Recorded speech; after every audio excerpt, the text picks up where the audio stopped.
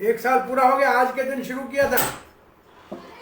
हरी हरी बोल। हरि बोल। चलो जी, ये हरे कृष्णा बेटा, इसको लेना पड़ेगा। ये तो मंदिर घुमा के आओ। हरे कृष्णा। 1 साल आज अप्रैल 12। हरि बोल। चलो, बहुत 1 साल परेशानी का देखा, अब आगे फिर और परेशानी आ गई है। कृष्ण सबकी रक्षा करे। हरि बोल। चलो, कृष्ण करेगा, ये चलता रहेगा।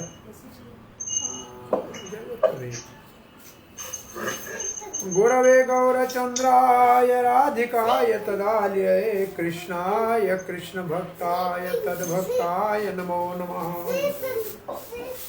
ओम नमो भगवते वासुदेवाय। ओम नमो भगवते वासुदेवाय। ओम नमो भगवते वासुदेवाय। ओम नमो भगवते वासुदेवाय। ओम नमो भगवते वासुदेवाय। ओम नमो भगवते वासुदेवाय। नारायणं नमस्कृत्यं नरं चैव नरोत्तमं देवीं सरस्वतीं व्यासं ततो जयमुदीरये। नष्टप्रायेषु भद्रेषु नित्यं भागवत सेवया भगवती उत्तम श्लोकिर्भक्तिर्भवती नैष्टिकी। कृष्णाय वासुदेवाय देवकी नंदनाय च नंदगोपकुमाराय गोविंदाय नमो नमः। जय श्री कृष्ण चैतन्य प्रभु नित्यानंद श्री अद्वैत गदाधर श्रीवास आदि गौर भक्त वृंद। हरे कृष्णा कृष्णा कृष्णा हरे हरे, हरे राम राम राम हरे हरे। हरे कृष्णा। 1 वर्ष हमारे लॉकडाउन के अंतर्गत, जैसे अद्वैत कृष्ण प्रभु कह रहे हैं, ये सत्संग का जो समागम हुआ है उसका आज वर्ष पूरा हो रहा है। हमने पहले वृत्तासुर की चतुर्श्लोकी का श्रवण किया था, फिर भागवत धर्म नव योगेंद्रों का नवी महाराज के राजसभा में यज्ञ में जो वर्णन था उसको सुना था। फिर पूरी भगवत गीता यथारूप का दोनों आचार्यों और प्रभुपाद जी के तात्पर्य के साथ कृष्ण बलराम की कृपा से पूरा किया। और अब हम भागवत की प्रार्थनाओं के 4थे स्कंद के अंतिम चरण के पे आकर पहुँचे हैं। अब 8 स्कंद और है जिसमें प्रार्थनाएं हैं। ये कृष्ण कृपा करेगा, कृष्ण बलराम की कृपा, राधे श्याम सुंदर और गौर निताय की कृपा, श्री प्रभुपाद और परंपरा गोस्वामी की कृपा से इसका श्रवण करेंगे, आगे भगवान कराएगा। और आज के भजन में भी ये कहा था, भागवत हमारा जीवन है, भागवत वैष्णव का प्राण है। चैतन्य महाप्रभु ने कहा है प्राणम अमलम। ये पवित्र प्राण है जो असल में हमारा भगवान के साथ संबंध को स्थापित करने में बहुत सहायक है। और ये प्रार्थनाएं वंदना भक्ति का सूचक हैं, जो भक्ति का अंग है। श्रवण हम कर रहे हैं, इस कथा में श्रवण तो हम कर ही रहे हैं, और श्रवण कर रहे हैं वंदना भक्ति का, और कीर्तन भी हो रहा है। तो श्रवण कीर्तन हो रहा है, वंदना हो रहा है। अगर आप कुछ याद करते रहेंगे तो सुमरण भक्ति भी साथ में चलेगी।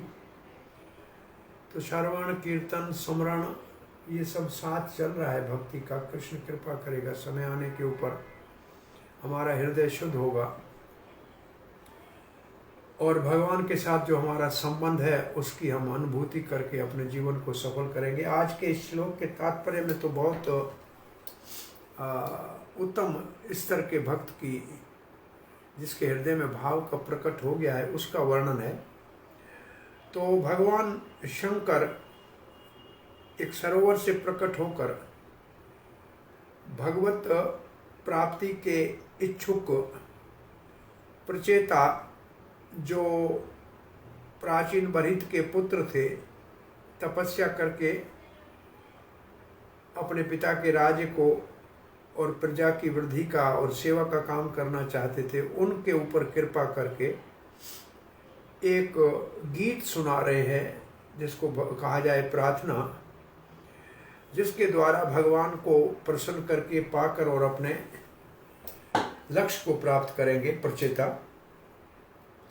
तो आज हम 67 श्लोक 60 और 7 श्लोक पढ़ने जा रहे हैं। कस्त्वात् पदाब्जं विजहाति पंडितो यस्ते अवामन्न व्यमान केतनः विशंकस्यास्मद्गुरो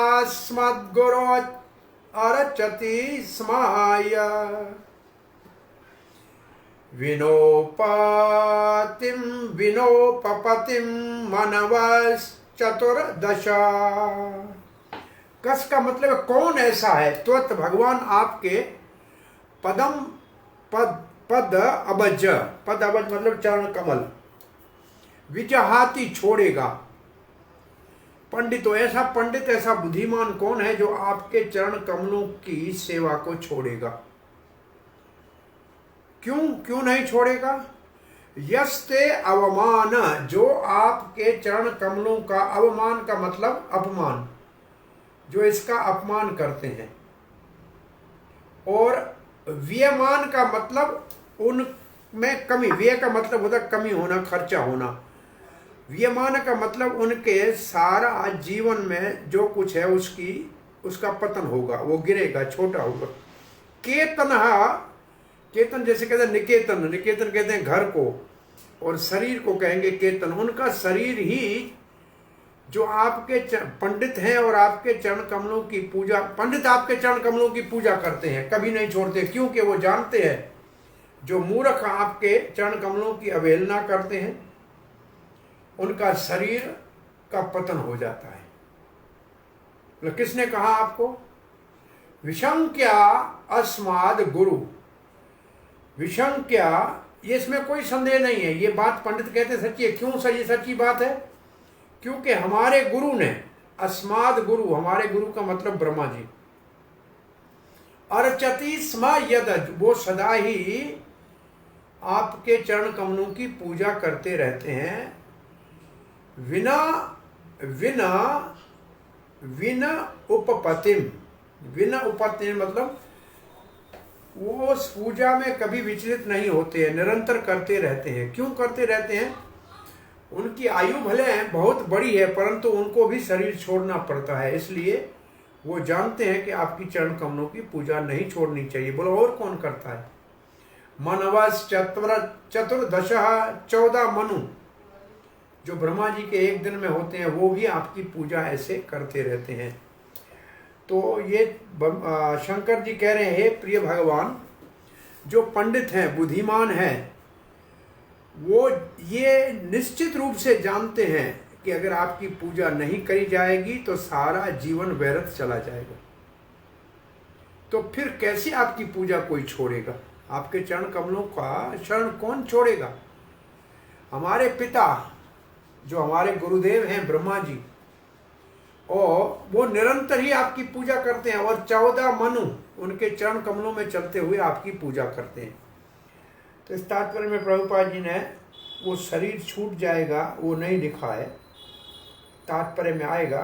चक्रवर्ती पाद लिखते हैं, बुद्धिमान व्यक्ति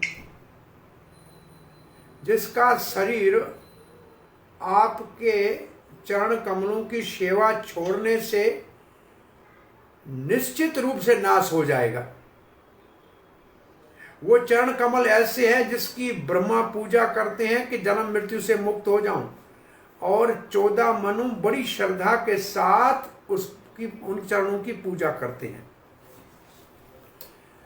चक्रवर्ती पाद कहते हैं, मूर्ख व्यक्ति कभी आपकी पूजा नहीं करता, उसका जो शरीर है केतन वो नाश हो जाएगा, क्योंकि वो आपका अनादर करता है, आपके चरण कमलों का अनादर करता है। हमारे गुरु ब्रह्मा जी उन चरणों की पूजा करते हैं जन्म मृत्यु से मुक्त होने के लिए। और ये जो हम बात कह रहे हैं ये सही, सभी जितने ही भगवान की आराधना करते हैं उनका यही उद्देश्य है। 14 मनु भी आपके चरणों की पूजा करते हैं और उनका बिना उपपतिम बिना कोई भौतिक इच्छा के पूर्ण श्रद्धा के साथ आपकी पूजा करते हैं। श्री प्रभुपाद जी पहले पंडित शब्द की परिभाषा बता रहे हैं। पंडित शब्द भगवत गीता में, आज ये बहुत, वैसे पंडित शब्द भगवत गीता में जो है वो प्रभुपाद जी को यहाँ न लेकर समदर्शन वाला, पंडिता समदर्शन, यहाँ पंडित को जो ज्ञानी अपने ज्ञान में परिपूर्ण हुआ है उस श्लोक को आज पंडित की परिभाषा में प्रभुपाद जी दे रहे हैं। बहुनाम जन्मनाम अन्ते ज्ञानवान माम प्रबंधन्ते वासुदेव सर्वमिति स महात्मा स दुर्लभ।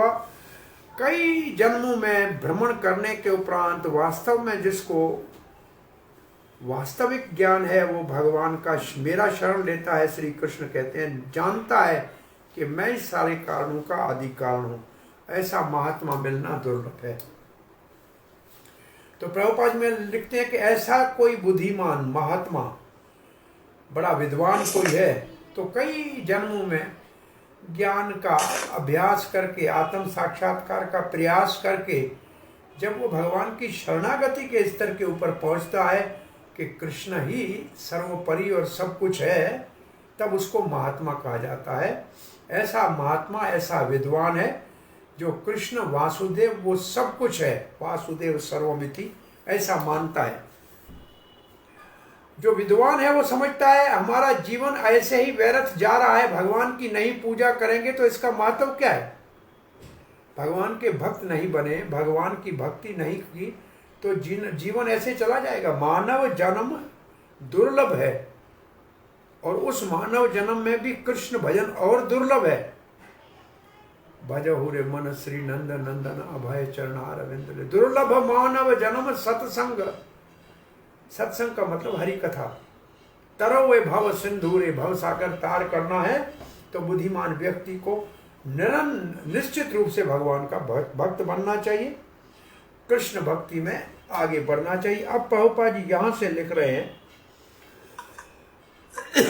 श्री रूप गोस्वामी के भक्ति रसामृत सिंधु से जिस भक्त के हृदय में भाव का उदय हुआ है, इसका मतलब साधन भक्त नहीं, साधक भक्त नहीं, साधना का फल उसको भाव मिल गया है। उस भाव के 9 लक्षण हैं। एक, जब भाव भगवान का हृदय में होता है तो अष्ट सात्विक भाव प्रकट होते हैं। आंखों से आंसू आते हैं, गला रुंध जाता है, शरीर में रोमांच होता है, नृत्य करता है, पसीना आता है। परंतु कोई बहुत बड़ा अभिनेता ऐसे लक्षण दिखा सकता है और कहीं कोई बहुत बड़ा प्रेमी भगवान का भक्त सबके सामने ऐसे लक्षणों को छुपा भी लेता है। तो भाव प्रकट हुआ है, उसके लिए ये लक्षण इतने प्रबल नहीं है जितने ये लक्षण अब जो हम पढ़ने जा रहे हैं। ये 9 लक्षण भाव में पहला एक शांति। शांति का मतलब है सहनशीलता। इसका उदाहरण है परीक्षित महाराज। बड़ा संकट आया, मृत्यु 7 दिन में है, फिर भी बहुत ही शांति के साथ गंगा के तट पे भागवत को सुना था। और दूसरा है अवैर्यथ कालत्वम।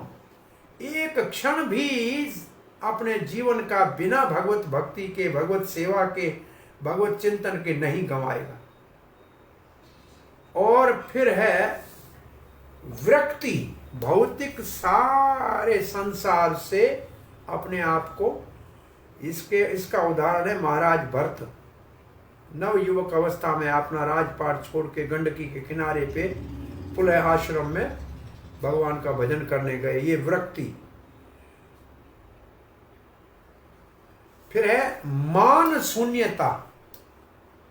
लोग मेरे को सम्मान देंगे इसकी इच्छा नहीं है। मान शून्यता, बिल्कुल हमें भगवान की भक्ति करनी है, हम दास दास अनुदास है तो मान तो देना है, तो भगवान को दो, हमको क्यों देंगे। और आशा बंध, ये निश्चित आशा है कि कृष्ण कृपा करेंगे, निश्चित रूप से करेंगे, आज नहीं तो कल एक दिन करेंगे, ये आशा बंध, ऐसे आशा लगा के रखना चाहिए।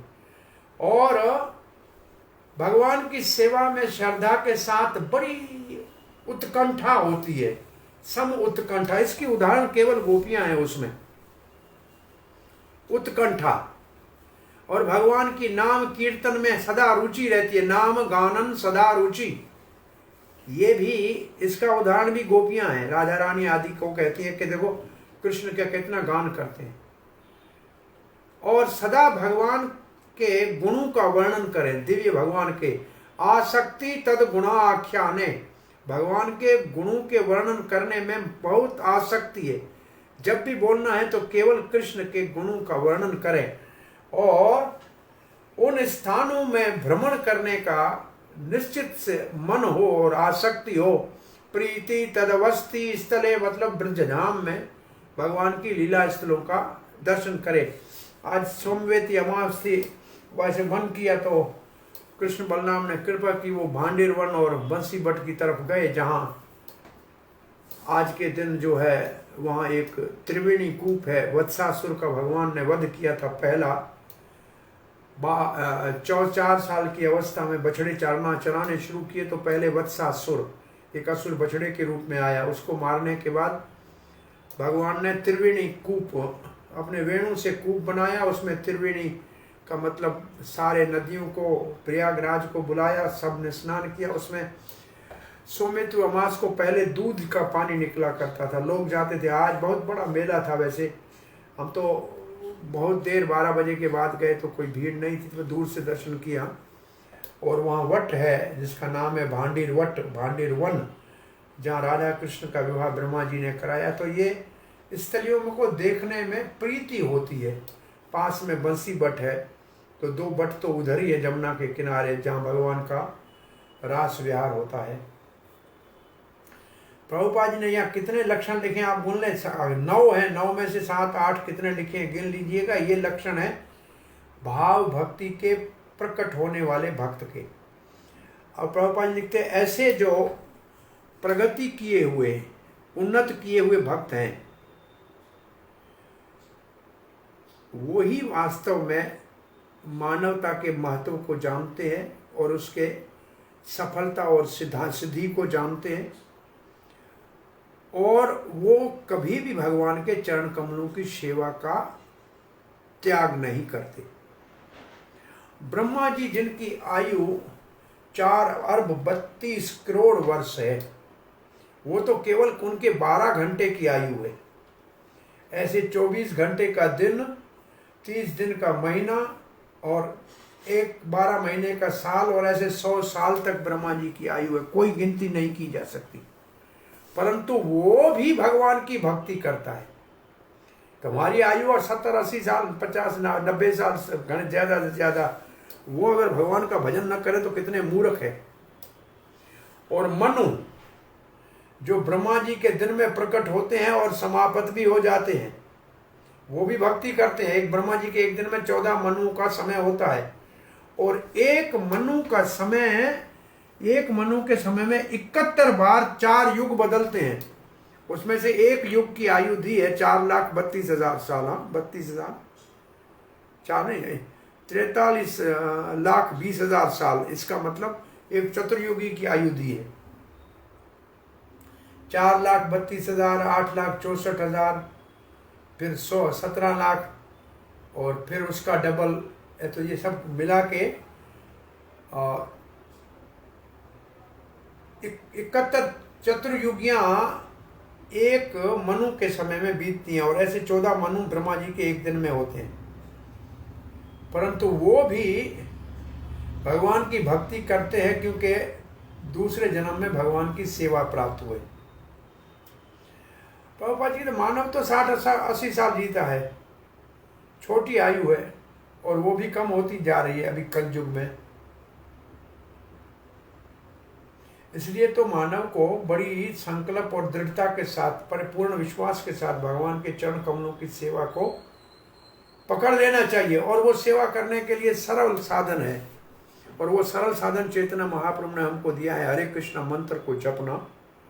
लेकिन कैसे जपना, प्रभुपाद ने वो मंत्र जपना लिख के, फिर उस मंत्र जपने के लिए जो गुण चाहिए, जो लक्षण चाहिए, जो पहले क्वालिफिकेशंस चाहिए, उनका वर्णन किया। तृणादपि सुनीचेना, पहले तो घास के तिनके से ज्यादा अपने आप को निमर बनाए। तरोरपि सहिष्णुना, अपने आप को वृक्ष से ज्यादा, पेड़ से ज्यादा सहनशील बनाए। अमानीना मान देना, अपने मान की अभिलाषा न करे, सबको मान दे, तब सदा कीर्तन कर सकता है।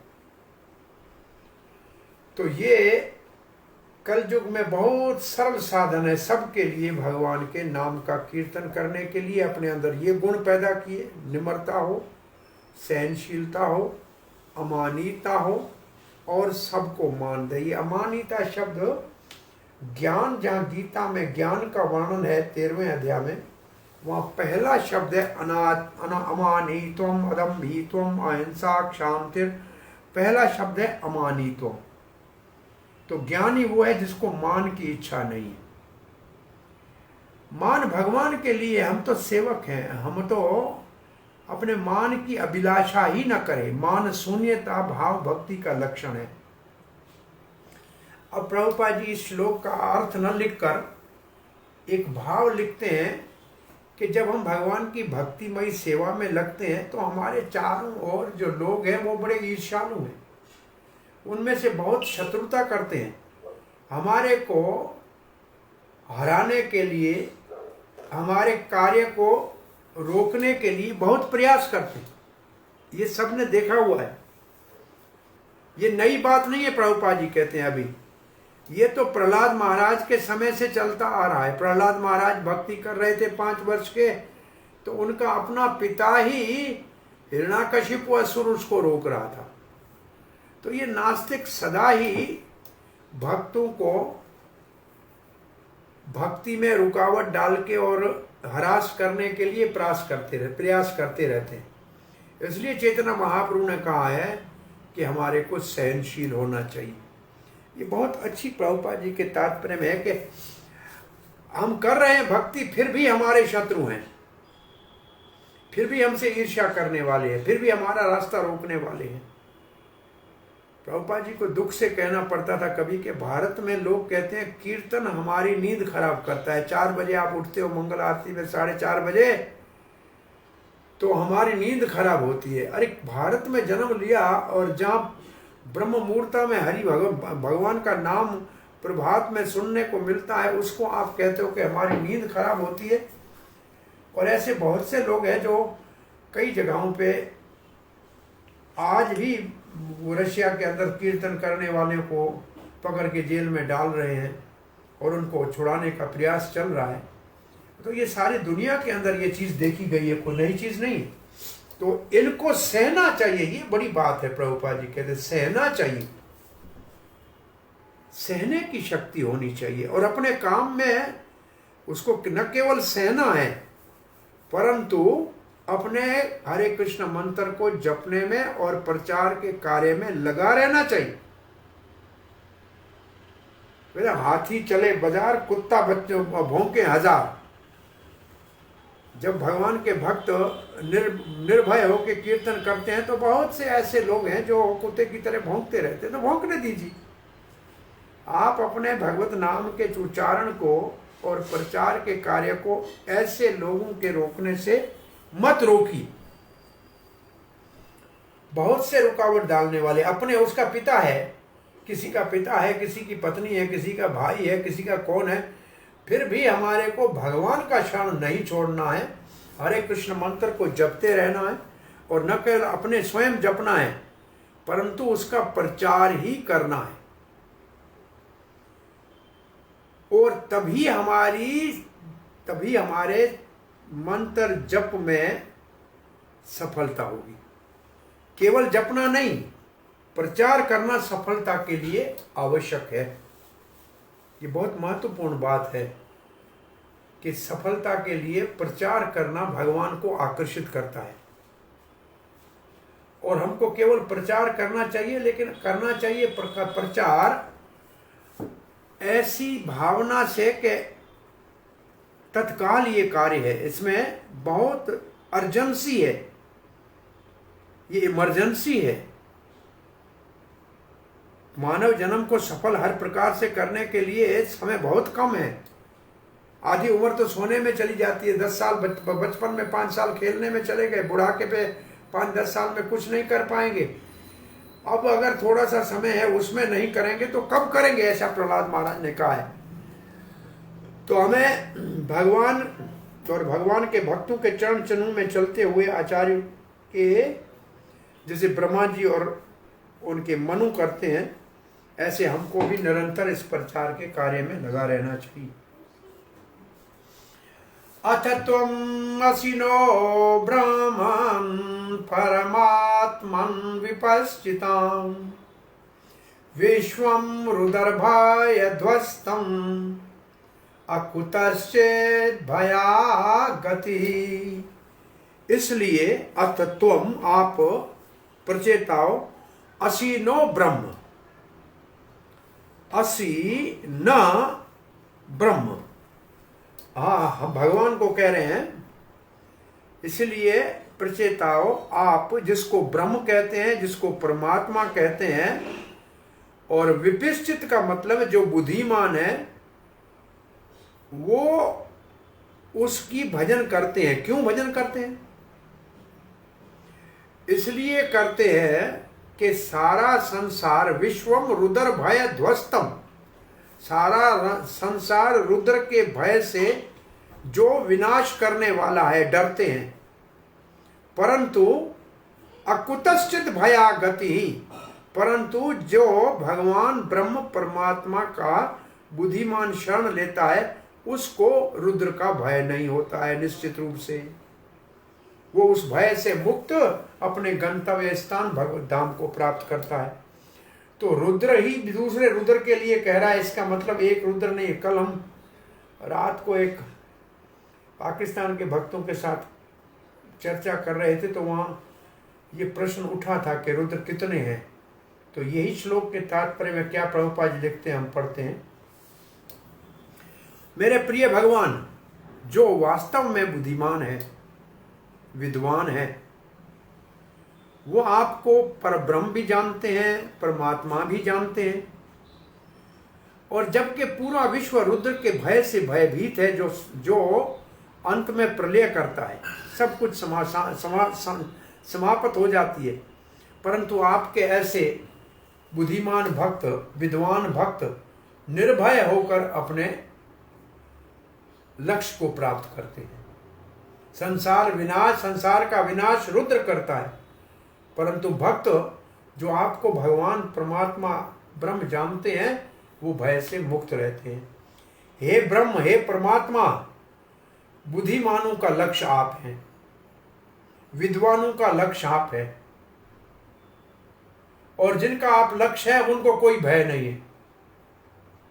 और सारा संसार जो अज्ञानी है जीव, उनको काल का भय है, और वो काल है रुद्र। इस श्लोक में जो अभी तक कहा गया है कुछ श्लोक में काल का, उसका सारांश है। भगवान आप विद्वानों का लक्ष्य है, मूर्खों का नहीं, विद्वानों का लक्ष्य है। क्योंकि मूर्ख जानते नहीं है कि पूरा विश्व शंकर जी प्रलय के समय समाप्त करेगा, उनको ये भय रहता है। इसका अर्थ है मूर्खों को संसार में काल से भय होता है और भक्त काल से निर्भय होता है। प्रभुपाद जी लिखते हैं, 3 गुण अवतारों का वर्णन पहले करते हैं कि सृष्टि की उत्पत्ति के लिए ब्रह्मा जी, उनके पालन के लिए भगवान विष्णु, और उनका संहार रुद्र करते हैं शंकर जी। ब्रह्मा, विष्णु और शिव, महेश्वर। और ये शरीर हमारा प्रलय के साथ समाप्त, सबका शरीर प्रलय के साथ समाप्त होता है। आप प्रभुपाद जी कह रहे शरीर कौन सा? बोला विश्व पूरा भी, विश्व का शरीर भी और छोटा एक व्यक्ति का शरीर भी। अभी तो जन्म मृत्यु चलता है, लेकिन प्रलय के काल में जैसे पूरा विश्व का, विश्व भी एक भगवान का शरीर है, वो भी लीन हो जाएगा। और व्यक्तिगत, इसको कहते हैं समेष्टि और व्यष्टि, दोनों की प्रलय होती है।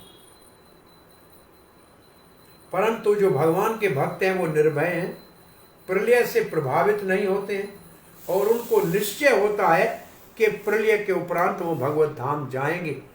और त्यक्त्वा देहं पुनर्जन्म नयति माम इति अर्जुन, ये भगवत गीता का श्लोक, उनका विश्वास है, क्योंकि वो कृष्ण के जन्म और लीला के ऊपर, अवतार और लीला की दिव्यता के ऊपर पूर्ण विश्वास करते हैं।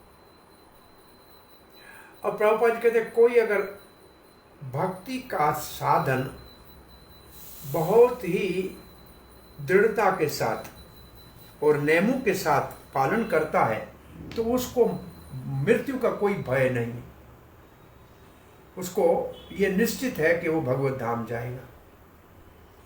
अब भक्त जो है उनको मृत्यु का भय होता है, उनको कोई गारंटी नहीं है कि वो कौन से शरीर में जाएंगे, दूसरा जन्म लेंगे, क्या बनेंगे, कुछ मालूम नहीं।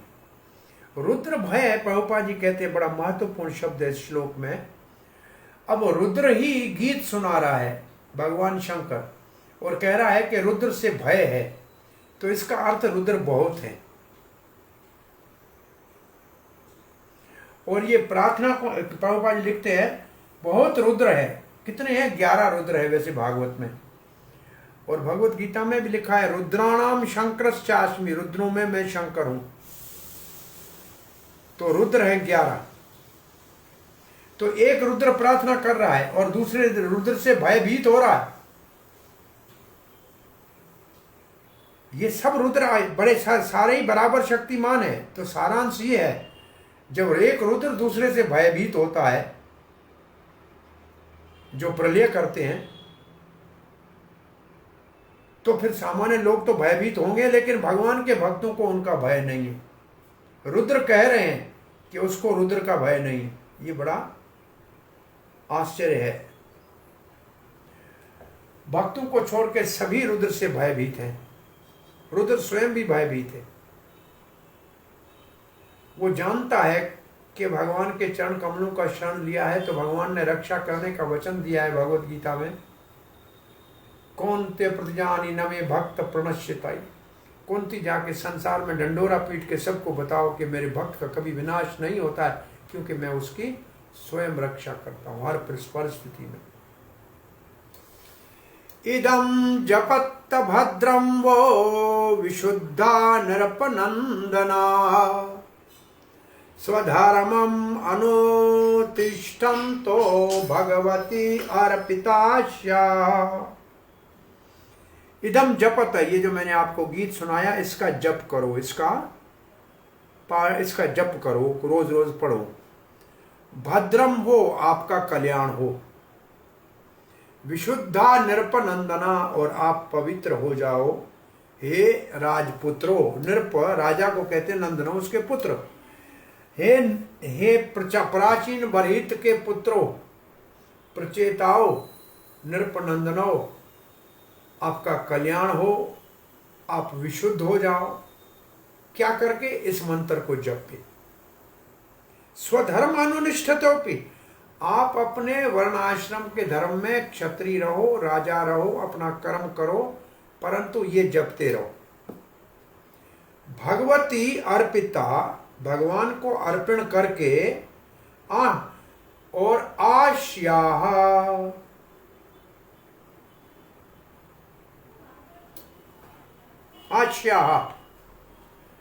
अश्रद्धा नहीं होनी चाहिए, पूर्ण श्रद्धा के साथ भगवान को सब कुछ अर्पण कीजिए।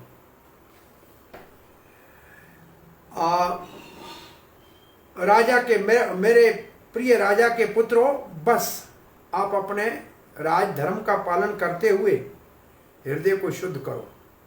इस जो हमने आपको प्रार्थना रुद्र गीत बताया है, इसको एकाग्र चित्त के से भगवान के चरणों का ध्यान करते हुए जपो, और इससे आपका कल्याण होगा, आपका शुभ मंगल होगा, आपसे भगवान बहुत प्रसन्न हो जाएंगे।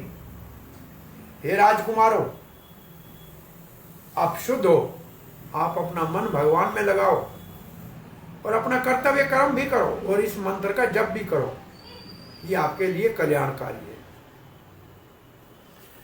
चक्रवर्ती पाद लिखते हैं कि इस श्लोक से ऐसे लगता है कि प्रचिता कर्म मिश्रित भक्त है, शुद्ध भक्त नहीं है, क्योंकि उनको अपने वर्णाश्रम का कर्म करना है, तो ये कर्म मिश्रित भक्त है।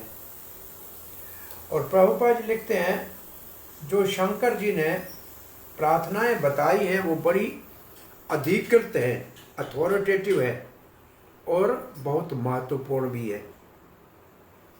भगवान की वंदना की जाए, प्रार्थना की जाए तो हमारा जीवन परफेक्ट हो जाता है, सिद्ध हो जाता है, सफल हो जाता है।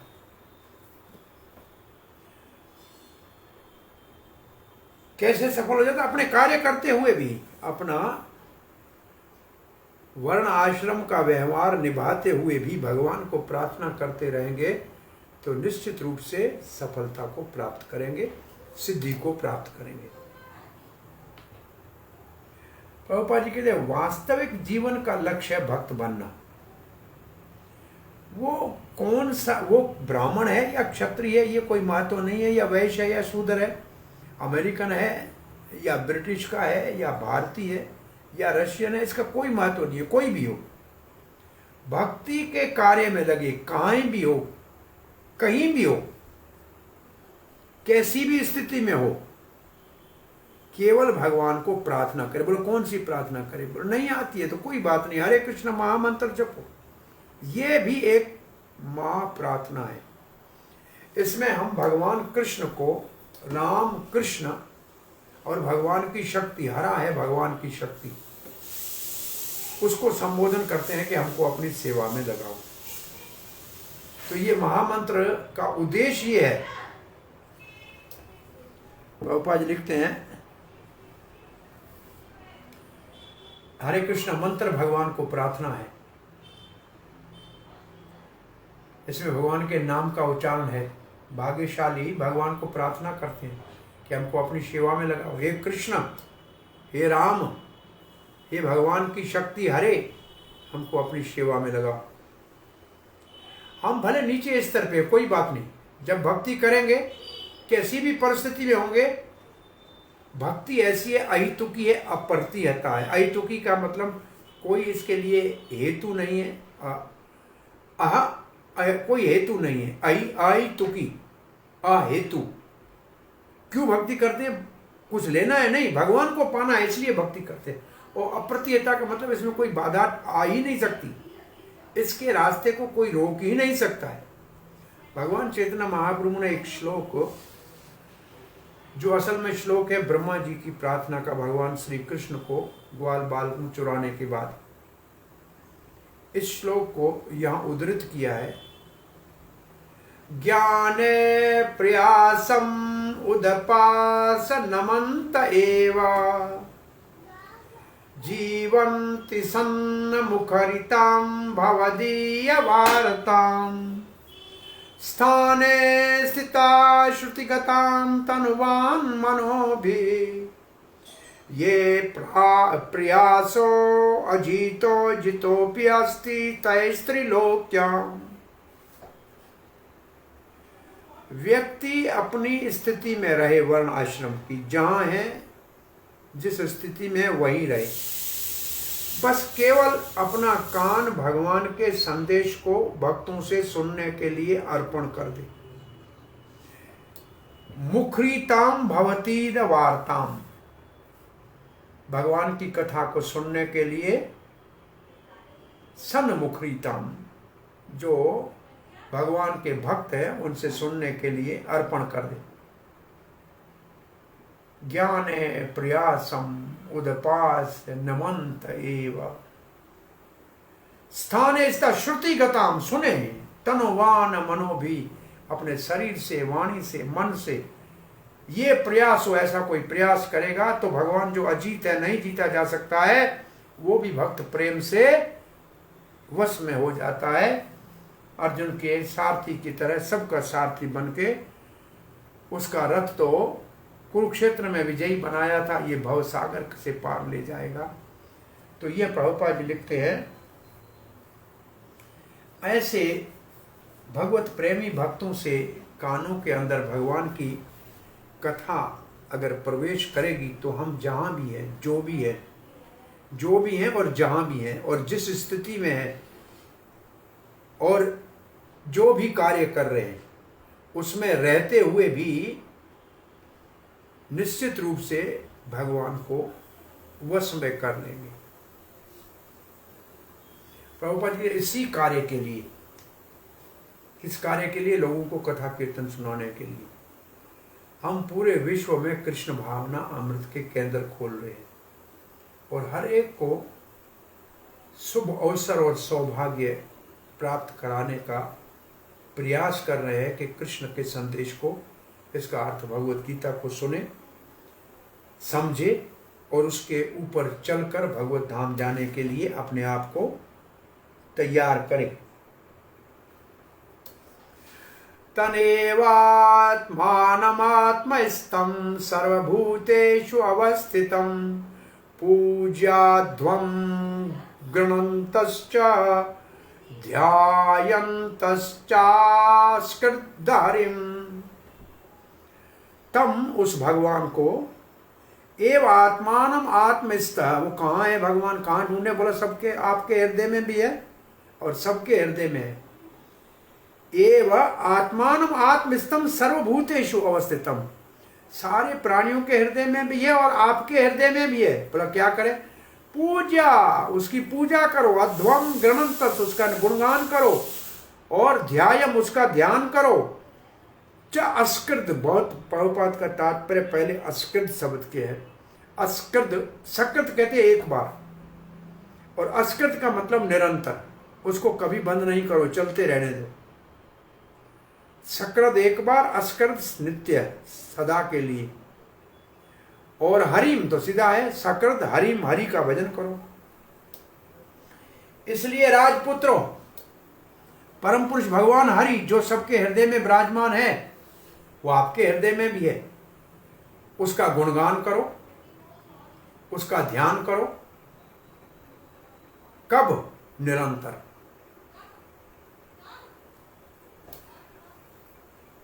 हरि का गुणगान और ध्यान बार बार निरंतर करने से और उसकी पूजा करने से जो आपके हृदय में है और सबके हृदय में, आपको सफलता प्राप्त होगी। प्रभुपाद जी लिखते हैं, सकृत जो शब्द है, सकृत, ये बड़ा महत्वपूर्ण शब्द है। असकृत, असकृत, असकृत। तो असकृत का अर्थ है एक बार, एक दो मिनट नहीं, प्रभुपाद ने ऐसा नहीं कि थोड़ी कुछ मिनटों के लिए करे, परंतु निरंतर चले, सदा के लिए चले। और प्रभुपाद जी इस असकृत शब्द को उसी श्लोक में वापस लाए हैं, कीर्तन ये सदा हरि। हरि का कीर्तन सदा के लिए होना चाहिए। और भगवत गीता में भी ऐसा श्लोक है, सततम कीर्तयन्तो माम, सततम, सदा के लिए मेरा कीर्तन करते हैं। ये महात्माओं की पहचान है, कीर्तन निरंतर होना चाहिए।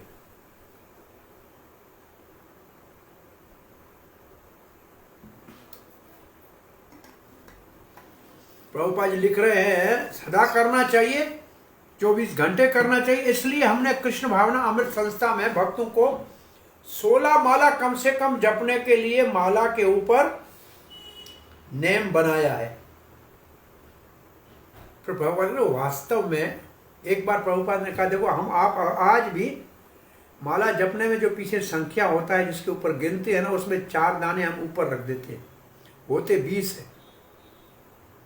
ये 20 भक्ति सिद्धांत सरस्वती गोस्वामी महाराज श्रील प्रभुपाद के समय में 20 का मतलब है 16 पूरी हो जाओ तो 4 ऊपर वाले में एक दाना अलग करो, और ऐसी 4 बार 16 करो, 64 तो कम से कम करो। और भक्ति सिद्धांत सरस्वती गोस्वामी महाराज श्रील प्रभुपाद कहते थे 64 माला नहीं करता है वो पतित है। तो प्रभुपाद जी किसी ने कहा कि ऐसे कहा है आपके गुरुदेव ने, बोला हम हैं ही पतित, परंतु चैतन्य महाप्रभु ने कहा है कि हम पतित तपावन है, इसलिए हमको आशा है कि इतना करने से भी हमारा कल्याण हो जाए। तो 16 माला कम से कम। फिर प्रभुपाद जी ने वास्तव में अगर आपको समझना है तो ठाकुर हरिदास तो 3 लाख माला का जप करते थे, कोई 22 घंटे रोज का जप करते थे। वो उनका जप बहुत ज्यादा चलता था। और रघुनाथ दास गोस्वामी केवल जप नहीं, प्रभुपाद जी लिखते हैं, रघुनाथ दास गोस्वामी और हमारे सारे गोस्वामी केवल जप नहीं करते थे, प्रणाम भी करते थे और नेम से करते थे। राधा कुंड पे 1000 वैष्णव को प्रणाम करना। 1000 वैष्णव कहाँ से आएंगे? तो जो बार बार जो वैष्णव नजर आए उसको प्रणाम करते थे। फिर कहते श्रीनिवास आचार्य ने जो षड गोस्वामी अष्टम लिखा है उसमें लिखा है, संख्या पूर्वक नाम गान नति भी कालावसानी कृतौ। संख्या पूर्वक नाम का मतलब मालाएं गिन के पूरी जपना, और नति भी का मतलब प्रणाम भी करते थे। रघुनाथ दास तो केवल नाम नहीं जपते थे और कई वैष्णव को प्रणाम करते थे। अब यहां से प्रभुपाद आगे कहते हैं, क्योंकि ये राजकुमार कुछ तपस्या, कठोर तपस्या करने के लिए जा रहे थे, इसलिए भगवान शंकर ने उनको परामर्श दिया है, सलाह दिया है कि ऐसे आप इस गीत का जप करो और इसका ध्यान करो। गीत का जप करो, भगवान का ध्यान करो, हरि का ध्यान करो। प्रभुपाद लिखते हैं, ये बहुत महत्वपूर्ण है कि भगवान शंकर ये प्रार्थनाएं भगवान को करके कर रहे जो उनके पिता ब्रह्मा जी ने सिखाई है, और इसी को कहते हैं परंपरा। पिता से सीखी और अब स्वयं सिखा रहा है। तो इसका अर्थ है पहले हमको केवल अभ्यास करना नहीं, सीखना नहीं है, जो गुरु से हम सीखें उस ज्ञान को आगे अपने शिष्यों में प्रचार करना चाहिए। आत्मानमात्मस्थम सर्वभूतेषु अवस्थितम, जो इस श्लोक में शब्द है उसका अर्थ बहुत महत्वपूर्ण है। प्रभुपाद लिखते हैं, भगवान सभी प्राणियों के हृदय में विराजमान है और सब जीव भगवान के ही विभिन्न अंश हैं। भगवान उनके पिता है, इसलिए हमको भगवान को ढूंढना चाहिए और वो आसानी से ढूंढा जा सकता है। हमारे हृदय में, सबके हृदय में विराजमान है। इस श्लोक में भगवान को बहुत आसानी से प्राप्त करके उसकी पूजा करने का और उसके स्मरण करने का और ध्यान करने का रास्ता बताया गया है। कहीं भी, कहाँ भी हो जाए, जीवन में कहीं भी हो, किसी भी अवस्था में हो, किधर बैठ जाओ और भगवान का नाम जपो, बस हो गया। जब जपोगे और नाम को सुनोगे, हरे कृष्णा कृष्णा कृष्णा हरे हरे, और जब इसको सुनोगे तो फिर आपका ध्यान अपने आप लग जाएगा। अब एक और श्लोक पढ़ते हैं। योगादेशं उपासाद्य धार्यन्तो मुनिवृताः समाहिता धीयः सर्व एतद् अभ्यसता आदृताः। योग आदेशम, मैंने ये योग का आपको आदेश दिया है। ये जो उपदेश है ये योग आदेश है, जैसे भगवत गीता को कहते हैं योग शास्त्र है। तो ये भगवान से संबंध स्थापित करने का उपदेश है। उपासादय का मतलब इसको सीखो, समझो, अध्ययन करो। उपासाद्य, उप इसके निकट बैठ के, आसाद्य इसका अध्ययन करो। धार्यन्तो मुनिवृत्ति, और मुनिवृत्ति को धारण करो। मुनिवृत्ति को धारण का मतलब मननशील बनो, बेकार का मत बोलो, मौन रहो और चिंतन करो। समाहित धीय, अपनी बुद्धि को ठीक तरह इसमें समाहित करो। सर्वचेद अभ्यस आदृत, अपनी बुद्धि को इसमें मन को स्थित करो, समाहित करो और अपनी बुद्धि को अभ्यास में लगाओ बड़े आदर के साथ, भगवान का आदरात। मेरे प्रिय राजकुमारों, इस श्लोक को जो मैंने आपको अभी सिखाया है, इसको योग आदेश कहते हैं, जिसमें भगवान के नामों का उच्चारण होता है। आप इस स्तोत्र का पाठ करो, अपना मन इसमें लगाओ, ऐसे लगाओ जैसे मुनि लगाते हैं, उस वृत्ति से जियो और मौन धारण करो बड़े मुनियों की तरह, और बड़ा ध्यान से बुद्धि को लगाओ और आदर पूर्वक इसका अभ्यास करो। आपको मैंने योग आदेश नाम की प्रार्थना दी है, इसका अध्ययन करो, फिर इसका ध्यान करो, चिंतन करो, ध्यान करो और बड़ा संकल्प करो, बुद्धि को इसके ऊपर केंद्रित करो और प्रार्थना आप बार बार करो, बड़े आदर के साथ करो।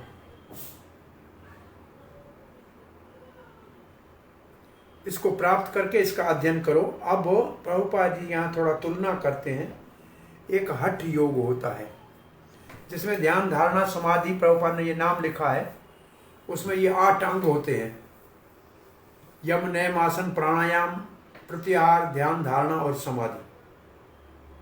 उसमें एक जगह बैठना है, एक खास आसन में बैठना है, अपनी नज़र को अपने नाक की चोटी के ऊपर ऐसे केंद्रित करना है। उसके बहुत से नियम है हठ योग के, वो इस कलयुग में करना बहुत मुश्किल है, प्रभुपाद जी लिखते हैं। परंतु यहाँ एक दूसरा भक्ति योग बताया गया है, वो सरल है और ये पहले भगवान शंकर ने इसका आदेश किया है। ये भी भाग्य की बात है, इन्होंने महाराज प्राचीन भरत के पुत्रों को ये बताया था। भक्ति योग नया नहीं है, कम से कम 5000 साल पहले तो भगवान श्री कृष्ण ने भक्ति योग भगवद गीता में बताया है, योग में सर्वश्रेष्ठ स्थिति। ये तो 6ठे अध्याय का पूर्णाहुति का श्लोक है, हठ योग का या ध्यान योग का। योगिनाम अपि सर्वेषां मद्गते अंतरात्मा श्रद्धावान यो भजते मान समय युक्तत्मो मदः। योगियों में सर्वश्रेष्ठ योगी है जो श्रद्धा के साथ मेरा ध्यान करता है। भजंत शब्द जो है इसका मतलब मेरी भक्ति करता है, वो सर्वश्रेष्ठ है। सब योगियों में जो सदा ही मुझसे जुड़ा हुआ है, श्रद्धा के साथ मेरी पूजा करता है प्रेम पूर्वक, वो मुझसे घनिष्ठ संबंध के कारण सबसे श्रेष्ठ योगी है। श्रेष्ठ योगी वो है, सर्वोत्तम योगी वो है जो सदा कृष्ण का चिंतन करता है, वो स्वयं जपता है भगवान श्री कृष्ण का नाम अपने अंदर, उसके गुणगान करता है। दूसरे शब्दों में भक्ति योग जो है अनादिकाल से चला आ रहा है, ये कोई नया नहीं है, प्रभुपाद जी कहते हैं। और वही अब कृष्ण भावना में हम सबको दे रहे हैं, जो शंकर जी ने दिया, जो कृष्ण ने दिया, वही हम बता रहे हैं संसार को। अब प्रभुपाद जी मुनि शब्द वृत्ता, मुनि वृत्ति किसको कहते हैं? मुनि वृत्ता, मुनि के भाव से रहो। इसका अर्थ है जिसको आध्यात्मिक उन्नति करनी है उसको गंभीरता से मौन को धारण करना चाहिए। ये भगवत गीता में मौन जो तपस्या है वाणी की नहीं है, मौन तपस्या है मन की, क्योंकि मन एक जगह टिकता नहीं। वाणी तो जबान बंद करो, जबरदस्ती करो तो कर सकते हो, लेकिन मन नहीं टिकेगा, भागेगा। मौन मन की तपस्या है भगवत गीता में। प्रभुपाद लिखते हैं मौन की सही माना में अर्थ है बोलना है तो कृष्ण कथा बोलो, नहीं तो चुप्पी साध लो, मत बोलो। प्रभुपाद जी कहते मौन की परिभाषा अम्बरीश महाराज से सीखो। सवई मन कृष्ण पदारविंदयो वाचांसी वैकुंठ गुणानुवर्ण में। मन कृष्ण के चरणों में, ये हुआ मन का मौन। और वाणी कृष्ण कृष्ण के कथा में, वैकुंठ गुणानुवर्ण। वैकुंठ कहते हैं जिस भगवान का नाम लेने से कोई कुंठ न बचे, कोई दुख न बचे, परेशानी न बचे। वे मतलब बिना, कुंठ मतलब दुख। तो अम्बरीश महाराज का ये साधन मौन का है। तो हमको भी जीवन ऐसे बिताना चाहिए जैसे बड़े बड़े, हमारे लिए तो हम प्रभुपा जी कहते हैं हमको हमारे जो गोस्वामी हैं ब्रज में रहे उनका अनुगामी बन के उनकी शिक्षाओं के ऊपर चलना चाहिए। प्रभुपा जी लिखते हैं हमको ये मौके का लाभ लेना चाहिए। जो अच्छे और महान संत हैं, जो बेकार में नहीं बोलते हैं और जो गैर जरूरी बातें नहीं करते हैं, उनसे का संग करना चाहिए। या तो कृष्ण कथा करे या कृष्ण कीर्तन करे, नहीं तो मौन रहे। इसको मुनिवृत्ति कहते हैं। जो बुद्धिमान है उसको बहुत सूक्ष्म दृष्टि से निर्णायक विवेकी होना चाहिए। समाहिता धिया, धी कहते हैं बुद्धि को। समाहिता का मतलब प्रभुपाद ने लिखा ऑलवेज एक intelligence must be very sharp. बुद्धि धी है, बुद्धि समाहित हो, एक भगवान के ऊपर हो। इसको व्यवसाय आत्मिका बुद्धि कह सकते हैं। एक ही काम में लगी हुई है, इधर उधर बटी हुई है, नहीं है, भटक नहीं रही है। वो केवल कृष्ण भावना के कार्यों में ही लगी हुई है। एतद अभ्यस आदरित, इसका अर्थ है आदर के साथ, बड़े सम्मान के साथ इस अभ्यास को करना चाहिए। प्रभुपाद का ये भक्ति योग का साधन बहुत बहुत बहुत आसान है। हरे कृष्ण जपना है और सब भक्ति का रहस्य अपने आप खुलता जाएगा। अब कल 72 श्लोक से आगे पढ़ेंगे। इदम आ पुरास्माकं भगवान विश्वसृक्पति भृगवादीनाम् आत्मजानां ससृक्षुः संसृक्षताम्। ब्रह्मा जी ने पहले अपने भृगु आदि जो पुत्र थे उनको पहले भगवान ने उनको दिया, फिर ब्रह्मा जी ने। ये परंपरा है। ब्रह्मा जी ने पहले ये सृष्टि के जो सृष्टि करता है उन्होंने भृगु आदि ऋषियों को इस प्रार्थना की शिक्षा दी थी और उनको आगे सृष्टि करने के लिए कहा था, प्रजा बढ़ाने के लिए। तो यहाँ वाणी को विराम देते हैं। हरे कृष्णा। तो 72 श्लोक का कल पाठ करेंगे। किसी का कोई प्रश्न है, जिज्ञासा है?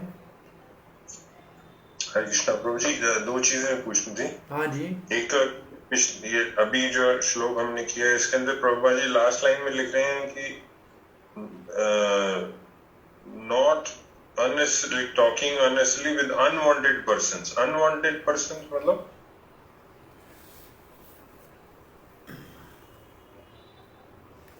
Not talking unnecessarily with unwanted person. जिनका संग नहीं करना है उनसे बात नहीं करनी। जिसको कहते हैं ना अपना कुछ संग त्यागना है, जिनसे संग ही नहीं करना है उनसे बात करके क्या करना है।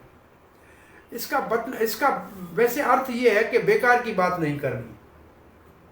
ठीक है, वही ठीक है। अर्थ वही कि बेकार की बात नहीं है, कृष्ण के संबंधी बात नहीं है तो नमस्कार करके दूर हो जाना। अच्छा, दूसरा वो जो आप बता रहे थे कि 9 लक्षण जो बता रहे थे उसमें एग्जाम्पल बता रहे थे, वो सब एग्जाम्पल मेरे ख्याल में भक्ति रसामृत सिंधु का जो 18वां अध्याय है मेरे ख्याल में, उसमें ये 9 लक्षण उनके सब उदाहरण, हर एक के उदाहरण एक एक करके दिया हुआ है। अव्यर्थ कालोत्तम, शांतिम, वृक्ति, इन सब के उदाहरण सबके दिए हुए हैं। तो ये भक्ति रसामृत सिंधु में ये सब अभी मैं चाहिए तो यहाँ से मुझे निकालना पड़ेगा। ये पड़े हैं या ये हैं, थोड़ा भागना पड़ेगा मुझे बहुत जल्दी। हरे कृष्णा। कहाँ है ये? राधे श्याम।